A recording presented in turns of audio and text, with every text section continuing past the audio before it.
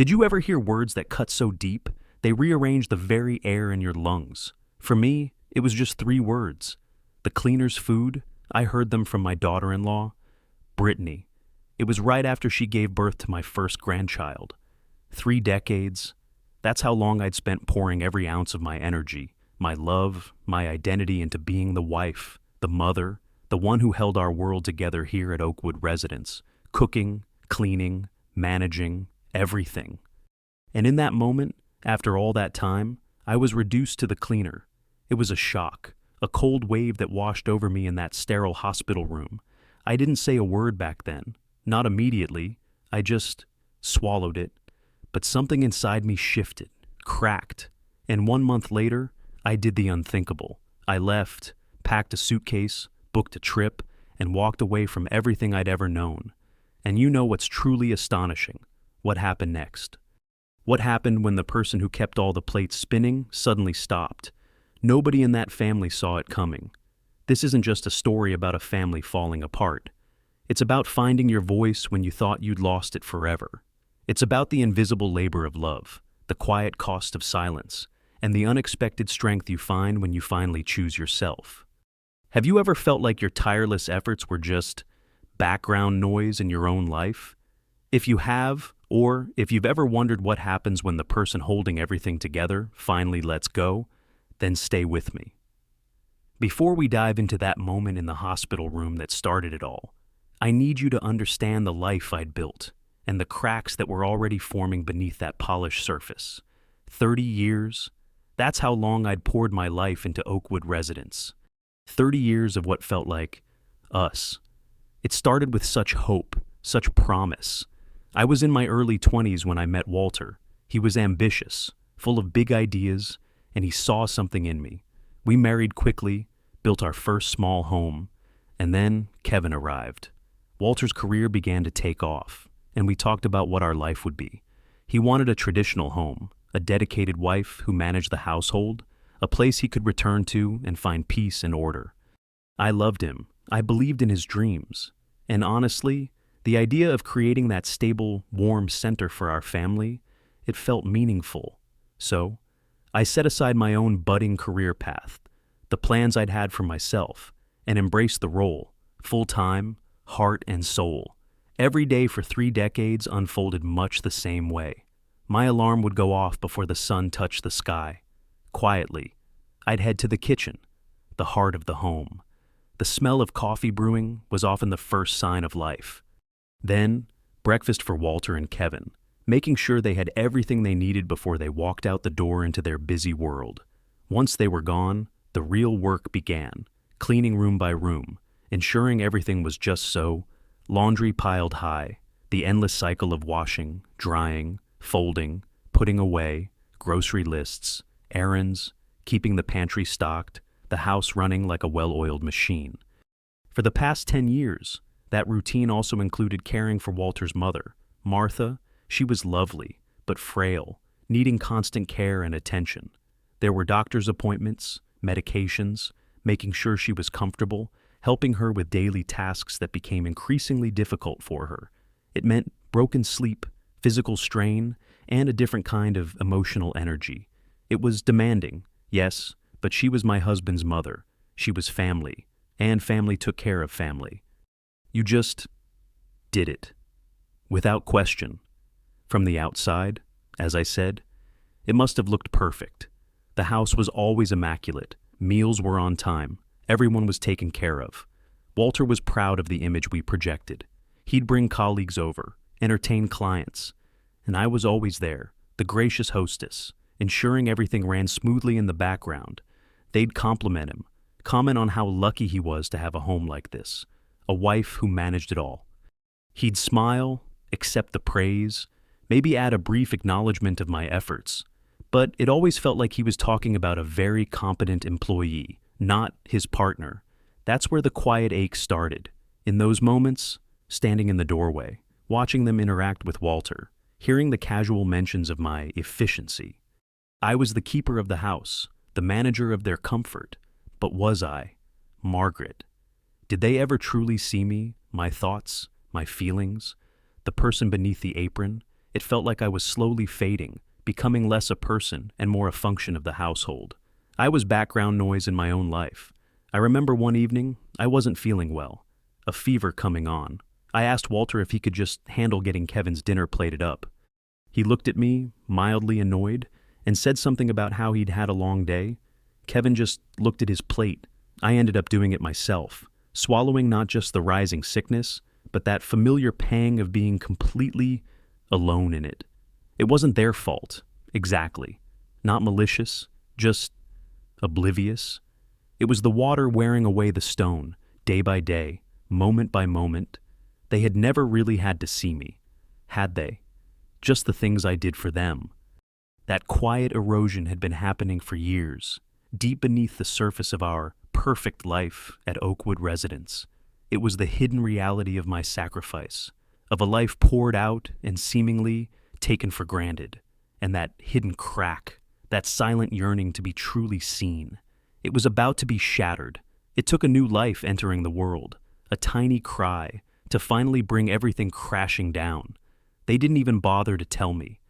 The day Kevin and Brittany's baby was born, my first grandchild, I found out from a distant relative, someone outside our immediate circle.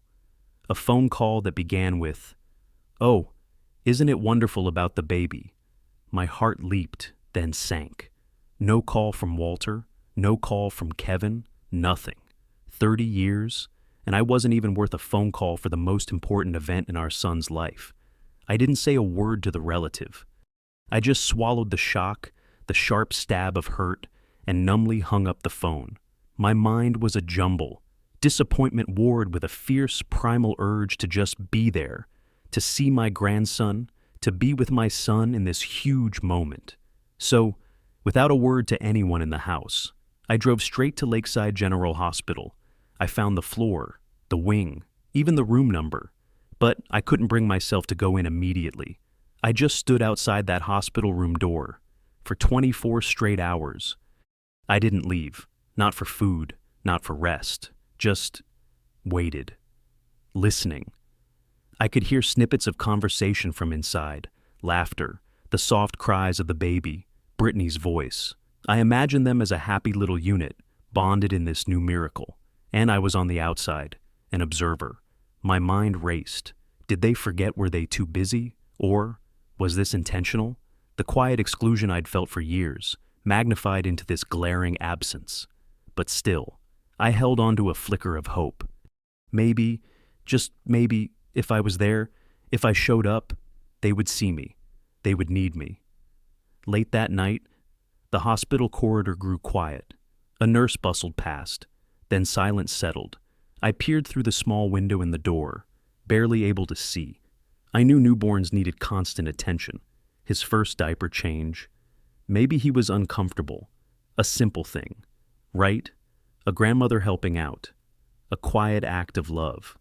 Summoning every ounce of courage I had left, I gently pushed the door open a crack and stepped inside. It was dim. Brittany was propped up in bed, looking exhausted but alert. Kevin was nearby. The baby was stirring. I moved towards the bassinet, my heart fluttering with anticipation. My grandson, I just wanted to lean in, to check on him, maybe adjust his blanket, a simple, instinctual grandmotherly gesture, and then I heard it. Brittany's voice, sharp and cold in the quiet room. "Did you even wash your hands?" Her eyes, wide and staring, held a look I'd never seen directed at me before, a look of disgust, as if I were something dirty, something to be wary of. My hand froze midair, inches from the bassinet. The air thickened, suddenly suffocating. My own son, Kevin, and my husband, Walter, were right there. They saw it, they heard it, but they stood by, silent, like statues.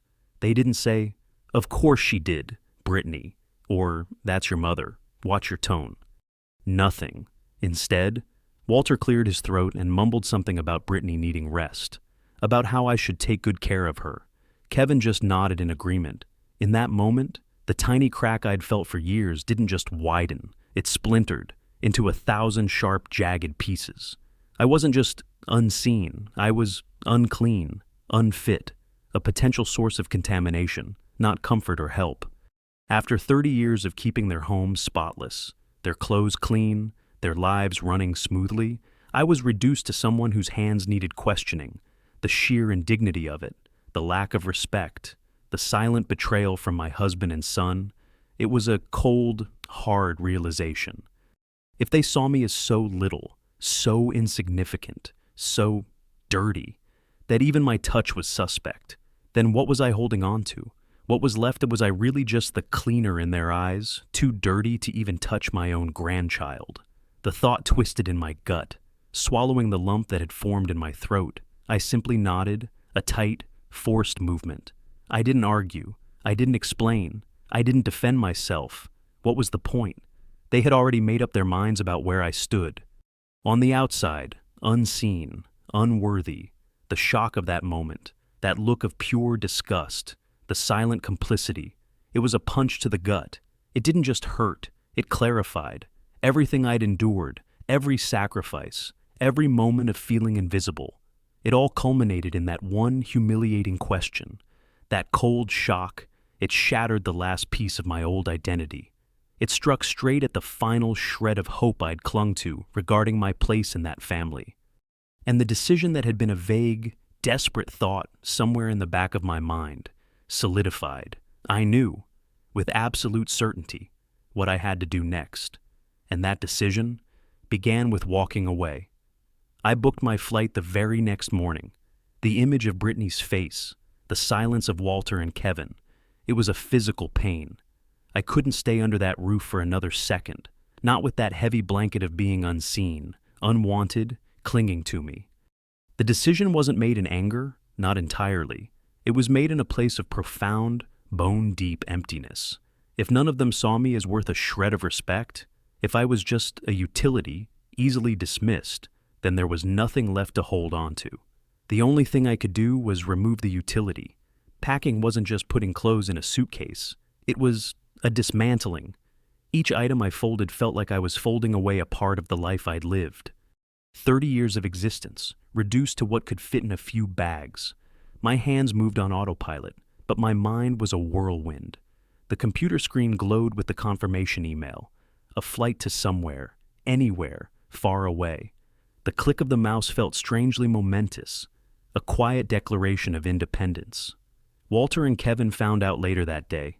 I hadn't announced it, hadn't felt the need to explain, but I suppose word travels, or maybe they just noticed my packed bags by the door. They cornered me in the living room, their faces a mixture of disbelief and fury. "You're going on a trip!" Now Kevin's voice was shrill, incredulous. "Right after Brittany gave birth, who's supposed to take care of her and the baby. Have you completely lost your mind?" "Mom," Walter stepped forward, his face darkening. "Margaret, what were you thinking? Brittany is still recovering. This is when she needs you most. She's going to hate you for the rest of her life if you abandon her now." Abandon her. The word felt like a twisted blade. Abandon her. What about abandoning me? For 3 decades I looked at them, my husband and my son, standing side by side, glaring at me as if I'd committed some unforgivable crime. Their concern wasn't for my well-being, or my feelings after the hospital incident. It was purely for the disruption to their lives, their expectations, their convenience. A deep, hot wave of anger finally surged through me, breaking the icy grip of hurt. All I felt was a raw, burning need to finally be heard. My voice trembled, but it wasn't with fear, it was with suppressed rage.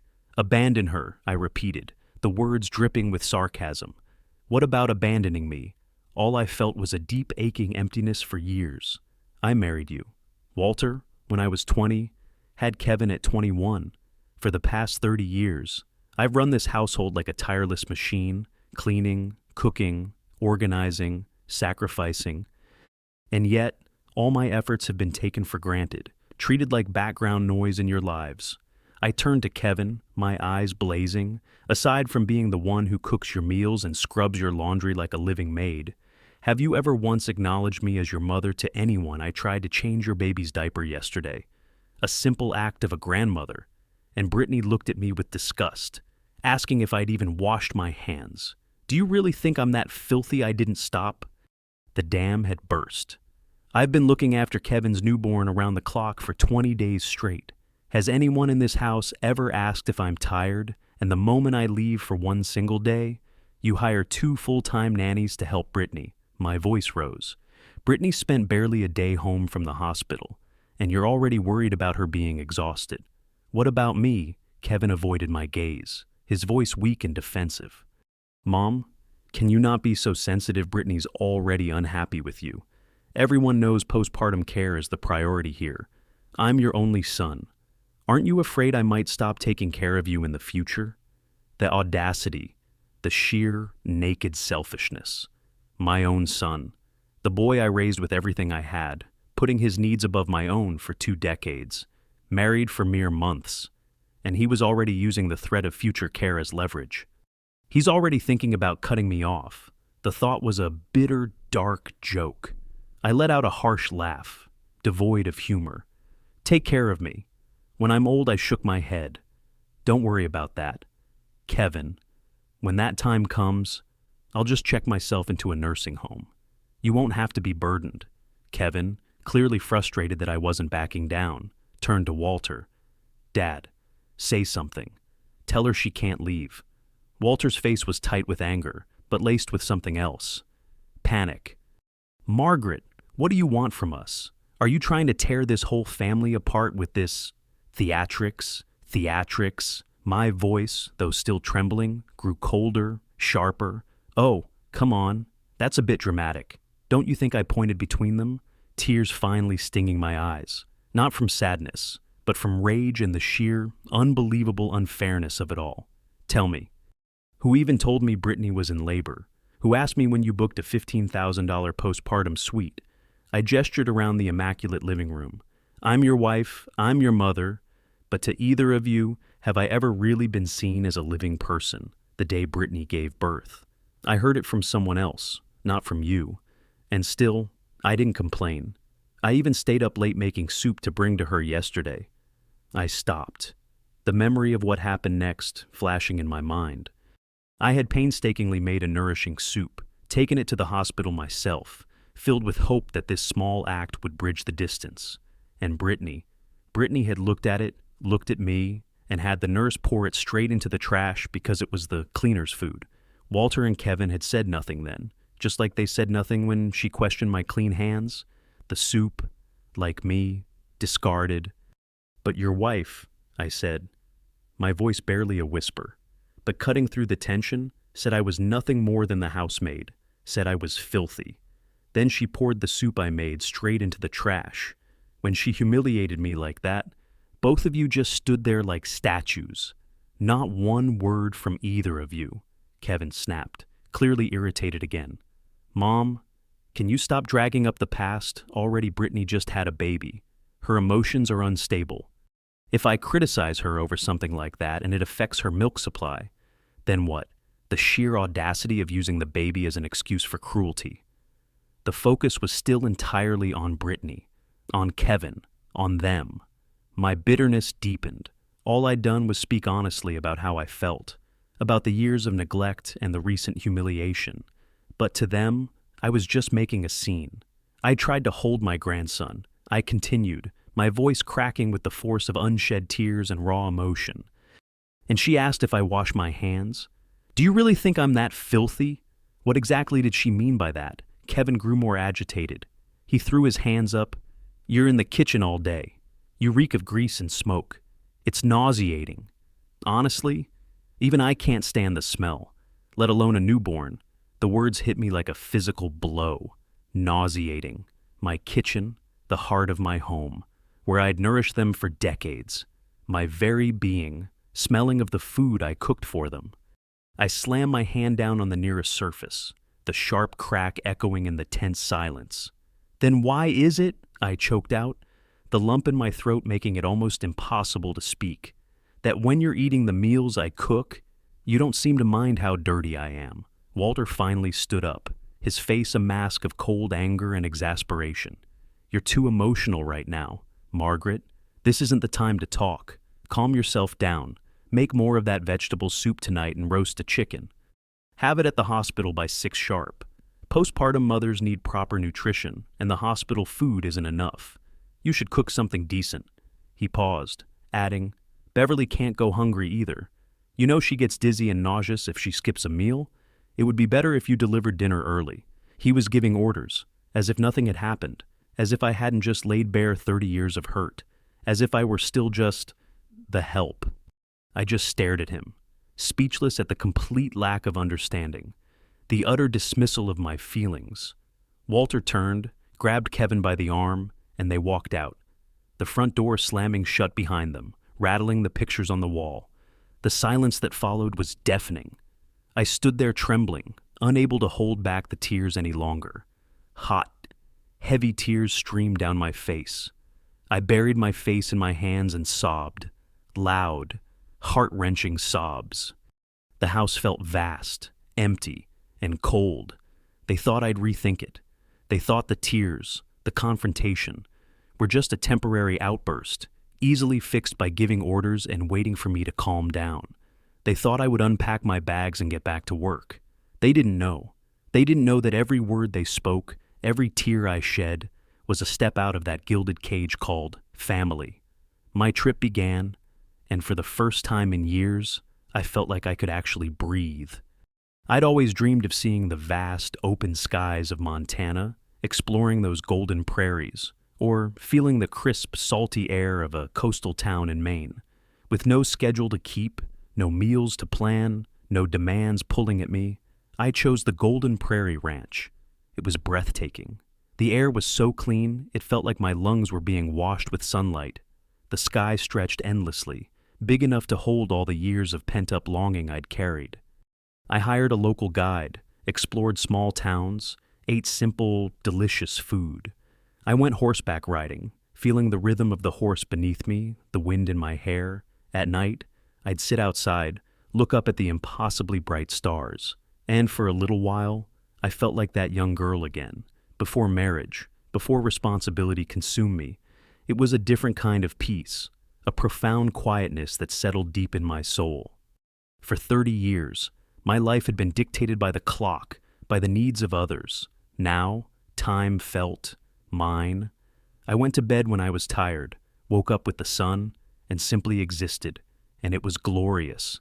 But that peace, fragile as it was, couldn't last forever.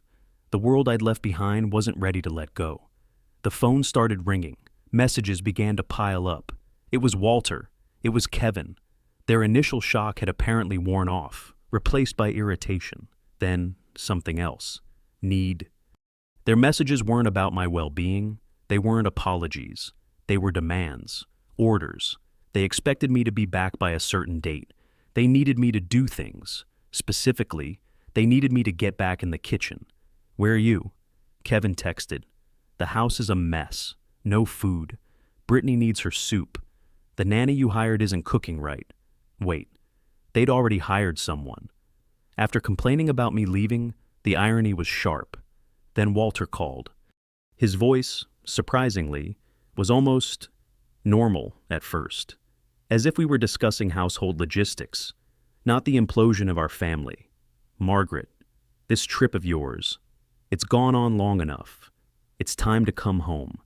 Brittany needs proper nutrition. You need to make that vegetable soup and roast a chicken. Beverly can't manage on hospital food. She needs her lemon roast chicken." Beverly? Of course. It wasn't just about Brittany and the baby. It was about Walter's guest. The woman my son's mother-in-law, who seemed to have settled into Oakwood residence. They were demanding I return not just to care for their primary needs, but to cater to her specific preferences. The blatant assumption, the complete disregard for my feelings after everything that had happened. It was astonishing. Make more soup, I thought back to Brittany's look, to the soup being poured away. Cook for Beverly. The request was so absurd, so completely out of touch with reality after the way they'd treated me, that a strange calm washed over me. What did they truly think I was? A machine. A servant with no feelings, who could just be turned back on with a simple command. I didn't scream this time. I didn't even raise my voice. I simply didn't respond. To Walter, to Kevin. I let their calls go to voicemail. Their texts remain unread. Their words, their demands, their complete lack of understanding only solidified my resolve. Every time the phone rang, every time a message popped up, it wasn't an interruption to my peace. It was a reminder of why I was seeking it in the first place. It was another brick in the wall I was quietly building between my past and my future. This wasn't just a vacation, a temporary escape. It was a journey of rediscovery, and the truth I was beginning to uncover wasn't just about them. It was about me, and about something else, something hidden just beneath the surface of their privileged lives, a secret that would make their current helplessness even more revealing. They didn't understand. This trip wasn't about running away, it was about waking up, and what I was about to uncover would make everything crystal clear. The trip continued, a balm to my soul. I was finding a rhythm that wasn't dictated by anyone else's needs. But even miles away, the past found a way to intrude. I made the mistake of checking social media, and then I saw that photo. Beverly had posted it, a seemingly innocent snapshot, but it hit me like a physical blow. There was Walter, in the kitchen at Oakwood Residence, my kitchen. The kitchen, Kevin said, reeked of my cooking. But in this photo, Walter was at the stove, a smile on his face, stirring something in a pot. Beverly was nearby, looking on with a soft, appreciative expression. The caption was something sweet about how wonderful it was to have such caring people around after the baby arrived, subtly hinting at someone else's absence. My blood ran cold. Walter. In the kitchen, Walter, who hadn't boiled water in 30 years unless it was for tea. Walter, who considered setting the table a major contribution. And he was cooking for Beverly below the photo. The comments flooded in. Oh, Walter, you're such a gem. What a wonderful husband and father. So sweet of you to take care of Beverly like this. Every comment, a fresh twist of the knife. They saw him as a hero, stepping up, while I was, on vacation, abandoning my family. Apparently, I stared at the screen, a whirlwind of emotions churning inside me. Disbelief, anger, hurt. Then, a dangerous calm settled in. Without thinking, I typed a comment, simple, direct, loaded, married over 30 years. And this is the first time I've learned my husband has a culinary certificate. What a shame. I've never had the privilege of tasting Walter's cooking. It was a quiet little grenade, and it landed exactly where it was meant to. Not long after, my phone rang, vibrating angrily on the table next to my untouched coffee. It was Walter. His voice, when I answered, was not calm, not pleading. It was brimming with fury. Margaret, what the hell are you trying to do? He didn't wait for an answer. Delete that comment. Right now. Beverly is crying because of you. She's sensitive. What did you think you were doing? Crying because of me? Because I pointed out the truth. A quiet, bitter laugh escaped me. Crying, I said, my voice ice cold. What exactly did I say? That wasn't true. Walter, you've been my husband for 3 decades, and you never cooked a single meal for me. Not one. But now you're playing chef for Beverly. In my kitchen, he roared down the phone. Stop making a scene. It's just, I'm helping out. For Kevin, for the baby. Beverly needed support. She needs your support, I pressed. What about your own mother, who's taking care of Martha now? And what about me? Did I not need support for the last 30 years? His silence was more damning than any shouting. But his insistence on protecting Beverly, his immediate fury at her distress, it ignited something else in my memory. Old rumors, whispers I'd heard over the years and deliberately ignored. Little things.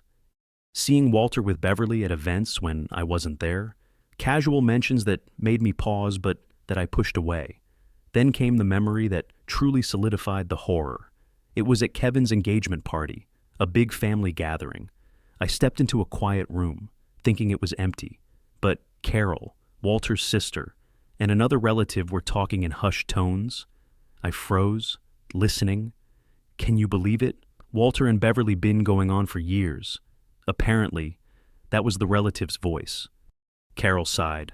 I know, it's disgusting. But what can you do? He got bored with her, and then, well, You see who Kevin is marrying Beverly's daughter? Convenient, isn't it? Keeps Beverly right here, close to the family. My God, the relative whispered. He actually set them up just to keep her around. Keep it down. Carol hissed. Don't let Margaret hear. But I had heard every word, standing there in the shadows. The blood drained from my face. The pieces clicked into place with horrifying speed. The trips Walter took without me. The late nights that weren't entirely work. The way he sometimes looked at Beverly. A look I couldn't quite decipher until now. And then, the sudden, intense interest in Kevin's settling down, almost pushing him towards Brittany. It wasn't just adultery, it was calculated, manipulative, using his own son's marriage as a means to keep his mistress close. The man I'd built a life with, sacrificed everything for, was a stranger, a cheat, a schemer, and Beverly, my son's mother-in-law, the woman I was now being ordered to cook for, the woman Walter was defending so fiercely. She was his accomplice. The pain of being unseen, of being treated like a servant, suddenly paled in comparison to this profound betrayal. It wasn't just my contribution they disregarded, it was my entire existence, built on a foundation of lies. All those years, all my trust, wasted. I looked at the phone in my hand, at Walter's name on the screen, his angry voice still echoing in my ear. The hurt was still there, but it was hardening, solidifying into something cold and sharp. The truth. It didn't just wound me. It gave me strength, a terrible, clear strength. I knew, with absolute certainty, what I needed to do. This wasn't just about leaving anymore. This was about dismantling everything he had built on my sacrifice. I had once thought I was just a homemaker, the woman who kept the house, raised the child, cared for the elderly. My identity was defined by the walls of Oakwood residence and the people inside it. But standing there, reeling from the truth about Walter and Beverly, about Kevin's marriage, I realized that was a cage I had built around myself, reinforced by their expectations. My value wasn't in what I did for them. It was inherent. And now, I knew I had to fight for it. I wasn't just a homemaker anymore. I was a woman who had been betrayed, deeply, and I was ready to be a warrior. My first thought was Elizabeth, my best friend. She knew me before Walter, before the house, before the years of quiet sacrifice. She was the person who had always seen Margaret. I called her, my voice shaking slightly as I recounted the highlights of the past month, leaving the house, the phone calls, the shocking photo, the overheard conversation, the painful confirmation. Elizabeth listened, her initial shock quickly turning to righteous fury. Men, she declared, her voice sharp and steady on the other end of the line. Every damn one of them turns into a bastard the second they get some money. They forget who stood by them when they had nothing. She didn't waste time on pity or platitudes. Honey, don't you dare beat yourself up. You were strong for 30 years. Now it's time to be smart. She didn't ask why I hadn't left sooner. She didn't judge the time I'd wasted. She just acted. I've already scheduled a meeting for you, she said, her tone all business. With the best divorce attorney in the city, Miranda Hayes. She doesn't lose. Don't you worry about the money. Margaret, I've got it covered. You just focus on taking care of yourself and doing what you need to do. Meeting Miranda Hayes felt like stepping onto solid ground after floating adrift for years. Her office wasn't flashy, but it exuded competence and quiet strength. Miranda was sharp, focused, and she listened intently as I laid out the messy, complicated story of my marriage, the years of invisible labor, the recent events, and the horrifying discovery. When I finished, she simply nodded. Margaret, she said, her voice calm and steady.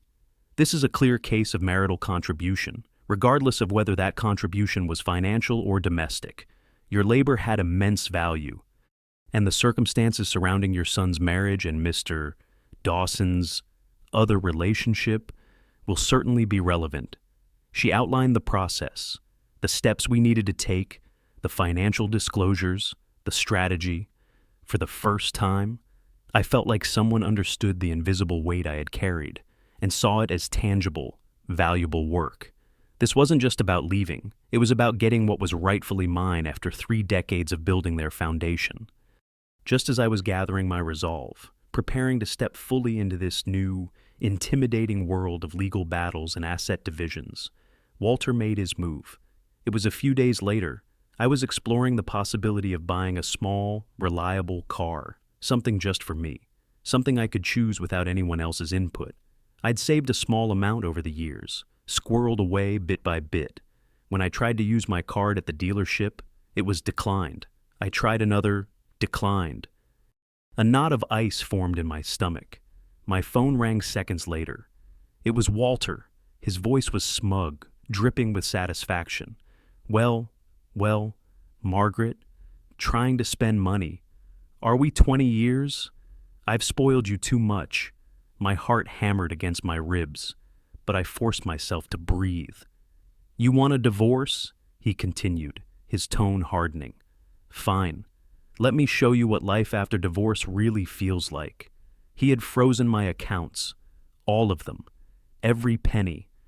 The years of small savings, gone. His intent was clear. Starve me out. Make me dependent. Force me back.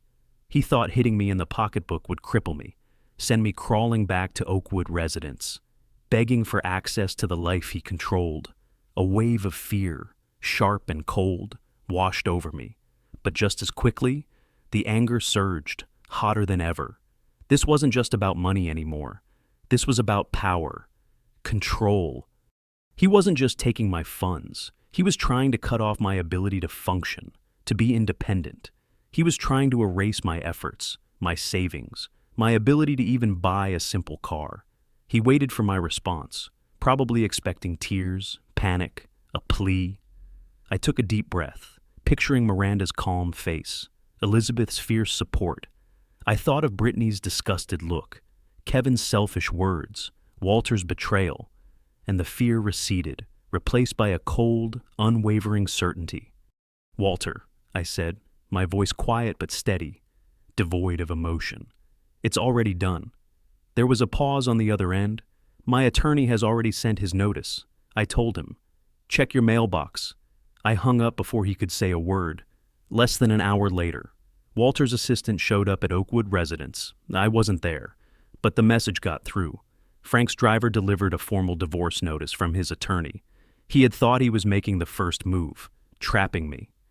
But I had already moved. I had found allies, built a strategy, and filed for divorce before he even knew what was happening. This isn't just about money, I thought. The strength settling back into my bones. This is about control, and I won't let him control me anymore. The fight had officially begun, and I knew I needed a place of my own, a sanctuary, a fortress that he couldn't freeze, couldn't control, couldn't take away. I needed to go home, to my real home. After the divorce papers were served, I didn't go back to Oakwood residence, not even to collect my things. Instead, I headed straight to Oakwood Cottage. It was the house my parents had left me years ago, smaller, older, tucked away on a quiet street lined with mature trees. Compared to Walter's sprawling estate, it was modest, but it was mine. Every single square inch of it belonged to Margaret, and no one else.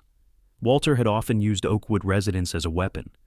Every time we argued, he'd throw it in my face. This house is mine. If you don't like it, leave. Once, in a particularly cruel moment, he'd sneered that even a dog would earn some affection after 20 years. But I wasn't worth even that. I used to tell myself those were just words spoken in anger. Now, I knew they were exactly what he meant. Oakwood Cottage, my parents' early investment, a place I'd kept up over the years thinking they might use it in their later years, became my sanctuary. The moment I unlocked the door, a wave of something I hadn't felt in decades washed over me. Ownership, control. This was my space. No one could tell me where to sit, what to cook, how to arrange the furniture. For the first time, I could decide everything. The house needed work, small renovations I'd put off, updates I'd always planned but never had the time or the clear head to tackle. I spent the next few days immersed in it, choosing paint colors that I liked, arranging furniture in ways that felt comfortable to me, deciding where to put the old family photos, the ones that felt like genuine memories, not just props in a perfect family tableau. It was exhausting, physically demanding work, clearing out dust, hauling boxes, planning. But it was a different kind of tired, a tired that felt productive, fulfilling. I'd fall into bed each night utterly spent, but the moment my head hit the pillow, I was asleep. A deep, uninterrupted sleep I hadn't known in years. I woke up at 5 each morning, not to start breakfast for someone else, but to jog in the park nearby, feeling my muscles work, my lungs expand, seeing the sky lighten with a new day. Some of the neighbors who knew me from years ago, when my parents lived here, looked surprised. "Margaret, is that you? You look different." Normally, at that hour, I'd be inside, the invisible engine of a household that was not my own. This freedom, this quiet, this sense of doing things purely for myself, it was a happiness I'd never imagined possible. I felt like I was slowly, deliberately, piecing myself back together. But the confrontation with Walter, his attempt to financially cripple me, had awakened a sense of vulnerability I couldn't ignore. He was capable of cruelty, capable of trying to isolate me. I knew I needed to be smart, to protect myself. I called my brother, David. David had always been protective, quietly watching my life unfold. I explained everything: the divorce, Walter's actions, the fear that he might try something more drastic. David didn't hesitate. He came over the next day. We spent hours going through the house. David helped me install a full smart home surveillance system, cameras inside and out, sensors on the doors and windows, a robust security system. He showed me how to monitor it from my phone, how to get alerts. "Margaret," he said, his face serious as we finished, "I need you to promise me something. What if you don't hear from me for 24 hours? If I can't reach you and you don't respond, I'm calling the police. Immediately." My throat tightened. The need for this level of caution, with my own husband, ex-husband, technically, was a stark reminder of the reality of the situation. We had once been husband and wife, sharing a life, a child. Now, I had to think like a survivor, preparing for potential threats from the man I'd slept beside for 30 years. "Okay, David," I said, my voice steady. "I promise." He nodded, a look of grim determination on his face. His support wasn't just emotional, it was practical, a physical shield being put in place. Knowing he was there, watching out for me, made a world of difference. Building this small fortress, this independent life, wasn't just about having a roof over my head. It was about reclaiming my space, my safety, myself. It was a declaration that I would not be easily broken, not easily controlled. I was preparing for the battle ahead, reinforcing my position. I had my lawyer, my support system in Elizabeth and David, and my own safe haven. I was prepared, on every level. But the ultimate confrontation, the moment that would truly test my resolve, it arrived in a way I could never have anticipated. The 30th day of my trip arrived. I was at Maplewood Metroport, ready to board my flight. I'd taken time, healed, built my fortress, and now I was moving forward. Just as I approached the security checkpoint, my phone rang. "Walter, Margaret, where are you?" he demanded, his voice laced with urgency and frustration. "At the airport, Walter," I replied calmly, keeping my voice even. "Stay there," he snapped. "Kevin's on his way to see you." A cold knot formed in my stomach. Kevin, what did he want now? Was this another attempt to guilt-trip me, to order me back? I felt a surge of weary resignation. Couldn't they just let me go? I stood near the entrance, watching the crowds, a sense of apprehension building. Then I saw him, Kevin, walking towards me, pushing a wheelchair, and sitting in the wheelchair was Martha, Walter's mother, my former mother-in-law, whom I had cared for so devotedly for 10 years. My breath hitched. Martha looked frail, her face pale. She suffered from dementia, and her mobility was severely limited. What were they doing, bringing her here to an airport? It felt cruel, manipulative. They were using a sick, elderly woman as a prop in their desperate attempt to get me back. Kevin stopped in front of me, his face arranged in an expression of forced desperation and sorrow. "Mom," he said, his voice thick with what sounded like feigned emotion. Grandma, Please, please talk some sense into my mom. Something's clearly wrong with her. She picked the worst possible time to go on vacation, right when Brittany and the baby needed her most. He was looking at Martha, then back at me, trying to orchestrate a scene, trying to use her frailty, her presence, to break me. The audacity, the sheer, unadulterated cruelty of dragging Martha out here in her condition for this performance. My anger, which I thought I had contained, flared again, hotter than ever. Then, something extraordinary happened. Martha, who often seemed lost in her own world, her eyes distant, looked at Kevin, really looked at him, and in her eyes, I saw a flicker of the sharp, intelligent woman she used to be. Her voice, though weak, was clear. "Kevin," she said, and it wasn't the rambling of dementia, it was censure. "Kevin, your grandmother's heart condition isn't well. Why are you tormenting her like this, dragging her to the airport?" Kevin froze, his stage sorrow evaporating. He stared at his mother, stunned. Martha turned her gaze to me, her expression softening. "Margaret," she said, her voice gentle. "Sweetheart, I know you're upset. Go wherever you want. Don't worry about us. Take your time to feel better." She reached out a trembling hand towards me. "And if you decide to divorce Walter, your father and I, we will support you." My jaw dropped. Her father, Walter's long-deceased father, even in her moments of clarity, her mind was a maze. But the sentiment, the unexpected support, the quiet validation in her words, it was a lifeline. Then, with a sudden, surprising surge of strength, Martha lifted her other hand and struck Kevin across the face. Not hard, but firm enough to make him stumble back, clutching his cheek. "This slap," Martha said, her voice gaining strength, "is for your mother, for Margaret. How could I have raised such an ungrateful brat like you after everything she's done for this family? How could you treat her like this?" Kevin was reeling, staring at his mother, then at me, his carefully constructed facade completely shattered. He couldn't comprehend what was happening. His grandmother, his pawn, turning against him.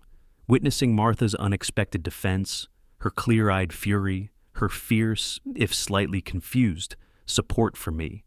Something inside me snapped. The pain of Kevin's words, his blatant selfishness, his willingness to use his own frail grandmother, it solidified my decision. There was no going back, no salvageable relationship. I walked towards Kevin, my eyes locked on his. He looked at me, his face a mixture of shock and confusion. I didn't hesitate. Raising my hand, I used every ounce of strength, every year of suppressed pain, every moment of feeling invisible, and slapped him hard across the other side of his face. The crack echoed slightly in the busy airport. Kevin staggered back again, eyes wide with disbelief, clutching both cheeks now. "Mom," he stammered, you actually hit me." I looked him square in the eye, my voice cold and steady, devoid of the emotion that was churning inside me. "That's what you owed me," I said, "that, and so much more.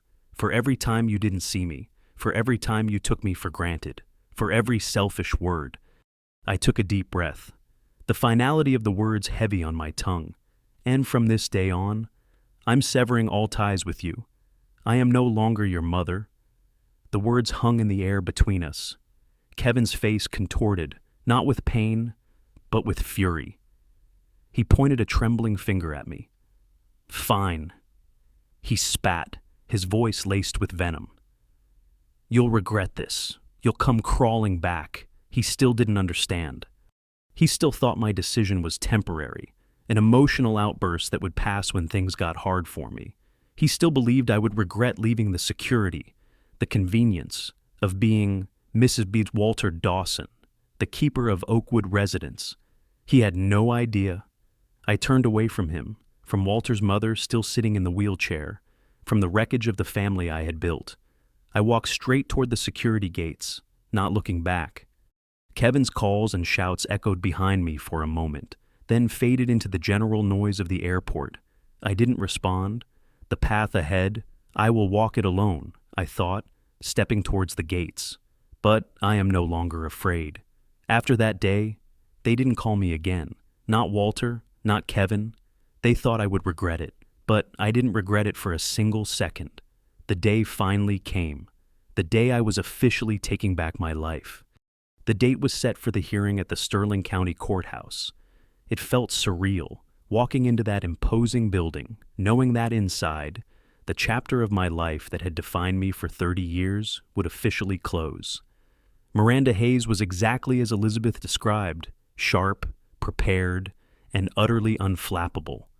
We had gone over everything, meticulously documenting the years of my work, the financial contributions I had made indirectly by managing the household and enabling Walter's career, the assets acquired during the marriage, including Oakwood residence itself.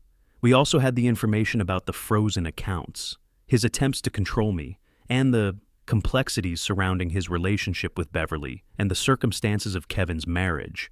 Miranda assured me we had a strong case. The court proceedings themselves were surprisingly dry. A lot of legal jargon, formal procedures. It wasn't the dramatic showdown I might have imagined in my more emotional moments. It was simply the dismantling of a legal contract. Thanks to Miranda's thorough preparation and calm guidance, everything went relatively smoothly. The terms were discussed, the division of assets agreed upon based on the evidence presented.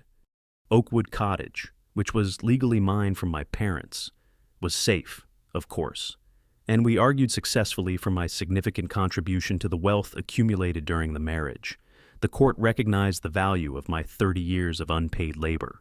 When it was over, when the judge had signed the papers and the finality of it settled in, I felt a profound sense of relief, not elation, not victory, just peace.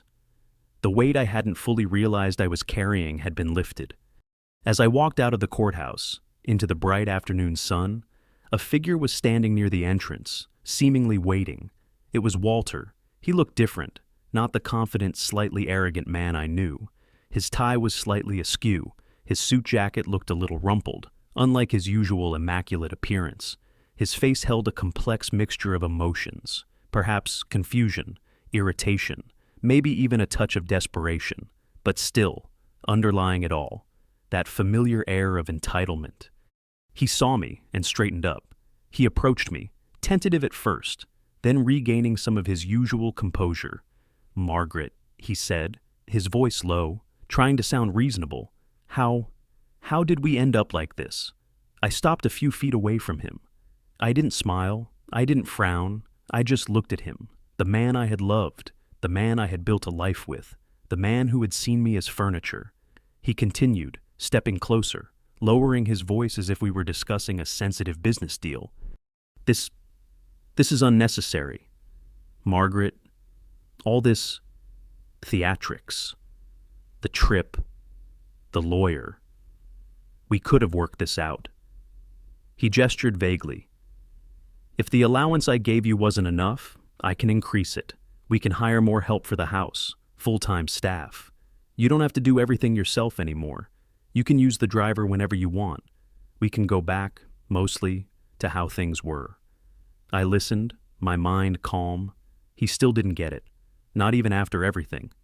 He still thought my leaving was a negotiation tactic. He still thought the core issue was convenience or money, that throwing more resources at the tasks would solve the problem of not seeing the person. "Walter," I said, my voice quiet, carrying no anger, just simple truth. It was never about the money. Not really. His expression shifted, a flicker of annoyance crossing his face. "Then, what is it about?" "Margaret, you've lost it. Get help. It's about being seen. Walter," I told him. "Something you never did. For 30 years, I poured my life into that house, into you, into Kevin, into Martha. I managed every petty, thankless task. I helped you build your career. I was your partner in everything outside the office. And you treated me like background noise, like a cleaner whose food wasn't good enough for your new favorite person." I let his words hang in the air. "You didn't have to acknowledge it every day, but that doesn't mean my contribution amounted to nothing." I looked around us, at the courthouse, the symbol of systems recognizing value and division. "This is why we are here, Walter, because you never saw my value. not beyond my utility. He looked frustrated, confused. So, what, you just want to punish me? Take everything I took what is mine, I corrected him softly. What I helped build? I thought of Oakwood Cottage, my safe haven, of the financial settlement Miranda had secured. It's not punishment, Walter, it's justice. For 30 years of invisible labor, for 30 years of being unheard, I could see him struggling to understand, trapped in his own perspective where everything could be solved with control or money. He still naively believed this was just another emotional outburst, another hurdle to overcome before things went back to normal. But there was no going back. Divorce has a way of revealing someone's true nature, tearing down the facades, and I had seen enough. I looked at him one last time, a sad, knowing smile touching my lips. The man who had frozen my accounts, who had used his own mother and son as pawns, who still thought I could be bought with promises of easier chores and more money. He still doesn't understand, I thought, the realization settling deep within me. This wasn't about the money. This was about respect, the one thing he could never offer. I turned and began walking away, towards the taxi waiting at the curb. I didn't look back, but I could feel his eyes on me. Leaving Walter standing there, alone outside the courthouse, felt final, like closing a book I had been forced to read for far too long. I left behind the house, the history, the man who never truly saw me. And without the person holding everything together, without the invisible engine running in the background, their world quickly began to unravel.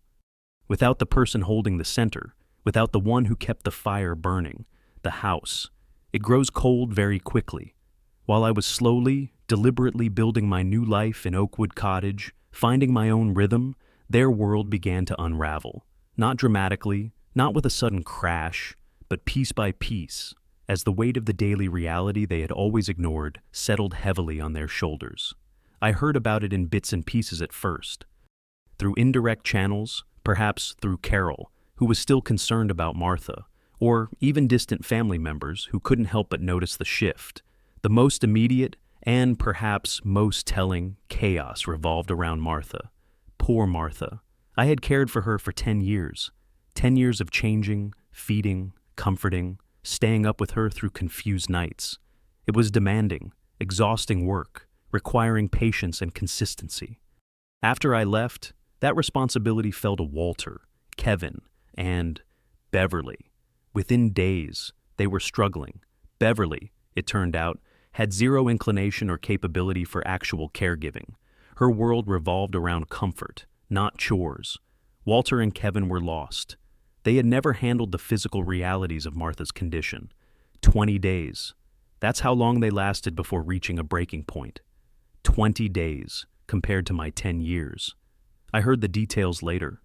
Martha, needing constant supervision, had been left unattended for a short time. She had tried to get out of bed on her own, fallen, and couldn't get up, crying out in pain. The incident was serious enough to draw the attention of neighbors, who eventually involved social services. Walter, panicked, rushed home.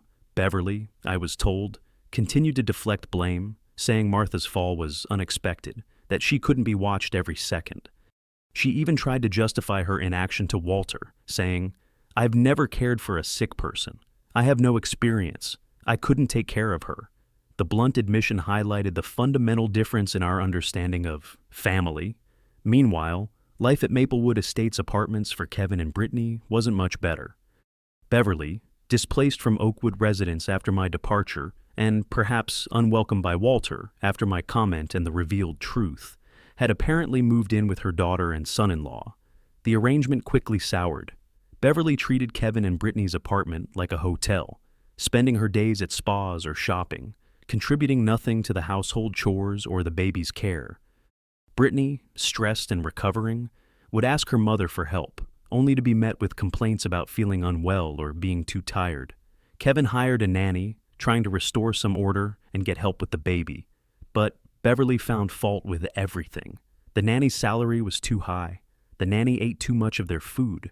She watched the nanny like a hawk, creating a tense, uncomfortable environment. Predictably, the nanny didn't last long.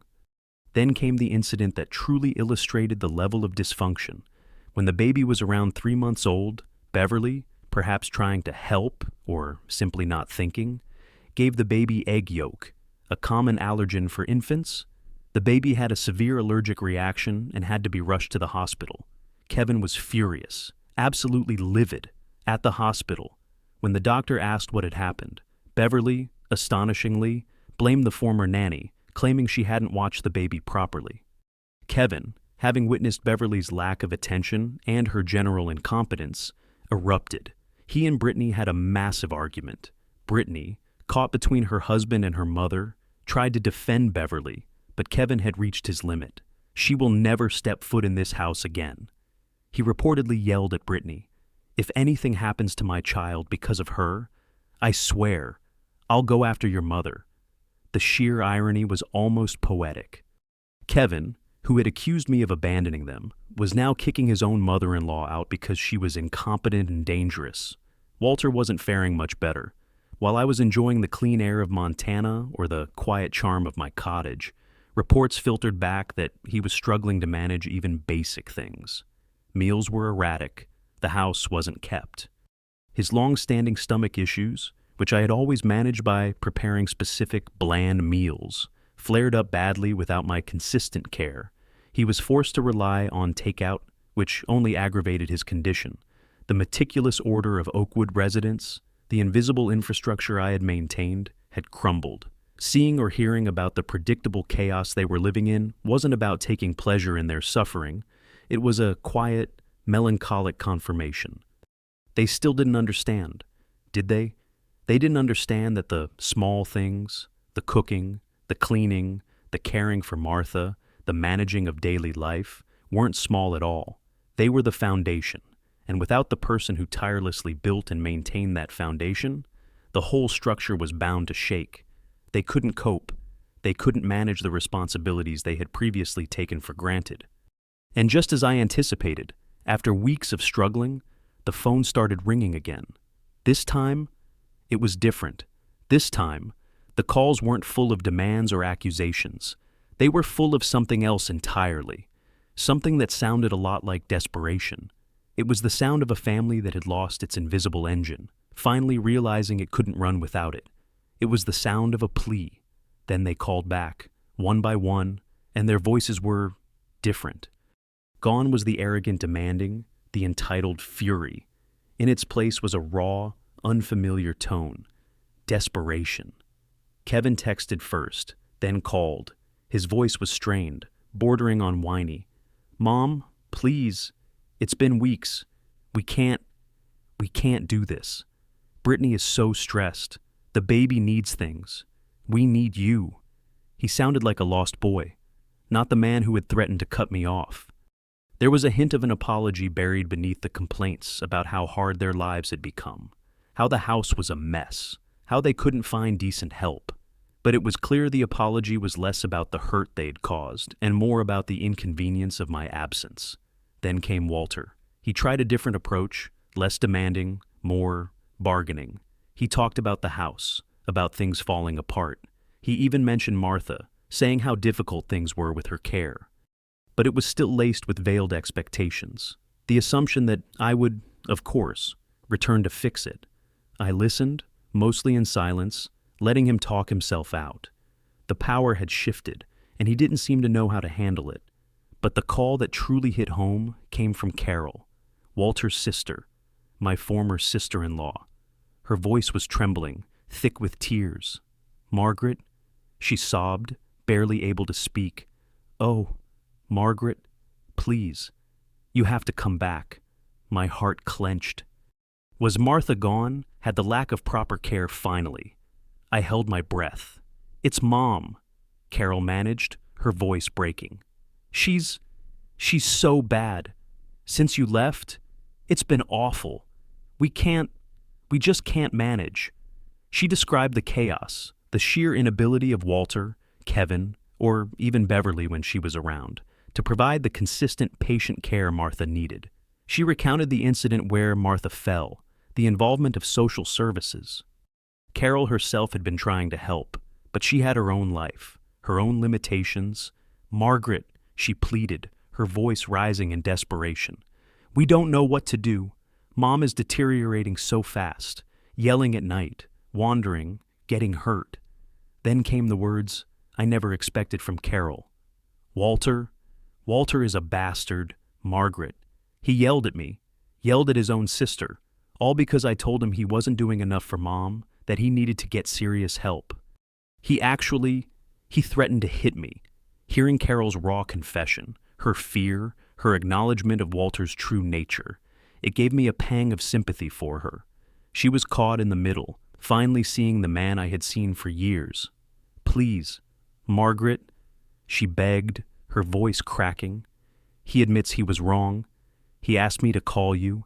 He said you were always the backbone of our family, that without you, everything has fallen apart. Please, please come back. For Mom, we need you. I listened to her tearful plea, standing by the window in my quiet little cottage. I looked out at the familiar trees, the peaceful street, the life I was building. I felt a wave of something akin to sorrow for Martha, caught in the middle of this mess. But the core of my resolve remained unshaken. Carol, I said, my voice calm, though my heart ached for her distress. I cared for Martha for 10 years. 10 years of round-the-clock care, without complaint. They've been trying for 20 days, and they're already ready to crack. I paused, letting the comparison hang in the air. This isn't my responsibility anymore. Carol, it's Walter's, it's Kevin's, it's yours. This is what family does for each other. I didn't raise my voice, but my words were firm. Didn't Walter always say Beverly was the perfect woman for him, the one who could handle anything? A subtle jab, but pointed. Why doesn't he let her take care of his mother? Carol was silent for a moment, taking that in. To my surprise, she didn't argue. She simply sighed, a sound of utter defeat. He's just lost. Margaret, they all are. Later, Walter called again. He didn't try the bargaining tone this time. He went straight for the big guns. Margaret, he said, his voice tight, controlled. Come home. Right now, I'll wire you $1 million. You can spend it however you like. Just come back. Take care of the house. Take care of Mom. Take care of us. $1 million, 30 years of my life, reduced to a panicked offer of a lump sum. He still thought everything had a price tag. He still thought I had a price. I was standing in my living room in Oakwood Cottage, near the window where David had shown me how the security system worked. David himself happened to be there, helping me hang some pictures. He overheard Walter's offer, his face a mask of grim amusement. He caught my eye and gave me a tiny, almost imperceptible shake of his head. A silent reminder, don't go soft. Margaret. I looked at the phone. I looked at my peaceful little home, the result of my own efforts. I thought of the freedom I had found, the quiet satisfaction of making my own choices. No amount of money could buy that. No amount of money could erase the years of being invisible, the sting of being called the cleaner, the betrayal with Beverly, the cruelty of Kevin's words at the airport. Walter, I said, my voice steady and clear, keep your money. I don't need it, and I'm not coming back.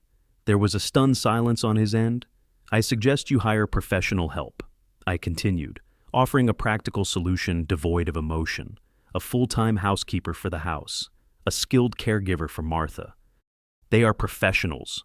They will do the job you seem incapable of doing yourselves. He started to yell, his voice rising in frustration and disbelief, but I simply hung up the phone. They didn't understand. They thought my leaving was a tantrum, a temporary act of rebellion. They thought money, guilt, or desperation would bring me crawling back to resume my unpaid labor. But I had passed the point where their money or their pleas could move me. I had been tested, and I had held firm. I had found my value, not in their eyes, but in my own. My life, the rest of it, was finally mine to live. My final answer was clear. It would never change. I wasn't going back, not for money, not for pleas, not for the ghosts of a life that was never truly mine. The months that followed were filled with a different kind of work, building something new, Elizabeth, my steadfast friend, and I officially opened the Lumina Studio. It was a creative space, a place for crafting, design, bringing beauty into the world, something I had always wanted to do, a dream I had deferred for 30 years. Starting a business wasn't easy, but it was ours. We poured our energy into it, Elizabeth with her business acumen and connections, me with my eye for detail and my newfound freedom to create. Thanks to Elizabeth's network and sheer hard work, we landed our first clients quickly. The studio grew steadily. Every small success felt immense, a victory hard won. Walking into the studio each morning, seeing the space we had created, the potential within it, it was a feeling of profound satisfaction, a feeling that belonged entirely to me. Life in Oakwood Cottage settled into a peaceful rhythm.